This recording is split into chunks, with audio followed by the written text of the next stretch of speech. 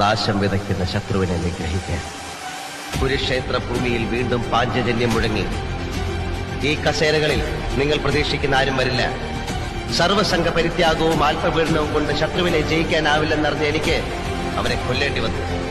കൊലപാതകയെന്നോ കുറ്റവാളിയെന്നോ മുദ്ര കുത്തുന്നതിന് മുമ്പ് ഞാനൊന്ന് ചോദിച്ചോട്ടെ, മതേതര രാഷ്ട്രം സമ്മാനിക്കാമെന്ന് മോഹിപ്പിച്ചിട്ട് മതത്തിന്റെ പേരിൽ ഹിന്ദു എന്നും മുസ്ലിം എന്നും ക്രിസ്ത്യാനി എന്നും പറഞ്ഞ് നമ്മളെ തമ്മിലടിപ്പിക്കുന്ന ചില നേതാക്കളെ ഞാൻ കൊല ചെയ്തു.